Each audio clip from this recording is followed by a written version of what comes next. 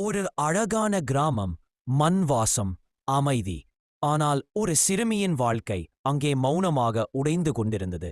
ஆம், ஒரு பெண் 10ஆம் வகுப்பு முடித்ததும் வறுமை அவள் எதிர்காலத்தை முடிவு செய்தது.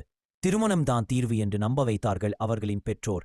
திருமணம் முன்னமே அந்த ஆண் ஒரு மதுபோதைக்கு அடிமை, திருமணம் செய்து வைத்தால் மாறிவிடும் என்ற எண்ணத்தில் நடத்தி வைத்தனர். திருமணம் அவனை மாற்றவில்லை, பெண்ணின் வாழ்க்கையை மட்டும் மாற்றிவிட்டது. சிறிது காலம் கழிந்ததும் ஒரு அழகான பெண் குழந்தை பிறந்தது. குழந்தைகளை கண்டாவது மனம் திருந்துவார் என்ற எண்ணம் இருந்தது. ஆனால் அவ்வாறு நடக்கவில்லை. அந்த குடி அவனை முழுவதும் விழுங்கியது. நாட்கள் அப்படியே ஓடியது. ஒரு ஆண் குழந்தை பிறந்தது. இப்போதுவாது மாறுவார் என்று எண்ணினாள். ஆனால் அதுவும் கனவாகவே சென்றது. மதுவுக்கு அடிமையானதால் உடல் வலி, உயிர் வலி, சாப்பிட முடியாத நாட்கள், தூங்க முடியாத இரவுகள். ஒரு மனிதன் உடைந்தான். அந்த குடும்பமே நொறுங்கியது.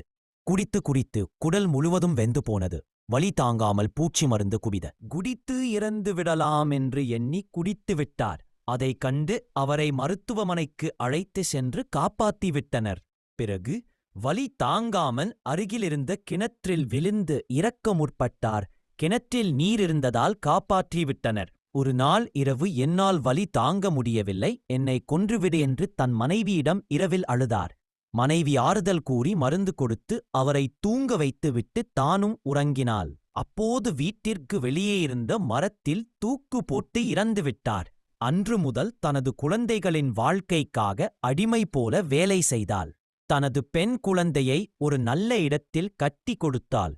மகனும் நன்கு படித்து ஒரு நல்ல வேலையில் சென்று தனது தாயை பார்த்து கொண்டான். குடிக்காமல் இருக்கும் ஒவ்வொரு ஆண் மகனுக்கும் இடையில் இந்த பொறுப்பற்ற தந்தையின் வலிகளை கட்டிய மனைவியும் பெற்ற பிள்ளைகளும் சுமந்து கொண்டுதான் இருக்கின்றனர். அவர்கள் பெரும்பாலும் தன் தந்தையால் குடும்பம் அவதிப்பட்டதை எண்ணி குடிபோதை குடும்பத்தை அழித்துவிடும் என்று, குடிபோதை குடும்பத்தை பின்னோக்கி கொண்டு சென்றுவிடும் அனுபவத்தில் என்ன நானாலும் பாதையை வார்த்தையால் விவரிக்க முடியாது. உன் மனைவிக்கும் உன் குழந்தைகளின் எதிர்காலத்திற்குதான் கேடு. எல்லா கிராமத்திலும் ஒவ்வொரு பெண்ணாவது இருந்து கொண்டுதான் இருக்கிறாள். இதுபோல வலிகளை சுமந்து கொண்டு இருக்கும் அந்த பெண்களுக்கு சமர்ப்பணம். நதியிலே விழுந்த இலையென உனது பயணங்கள் தொடர்ந்து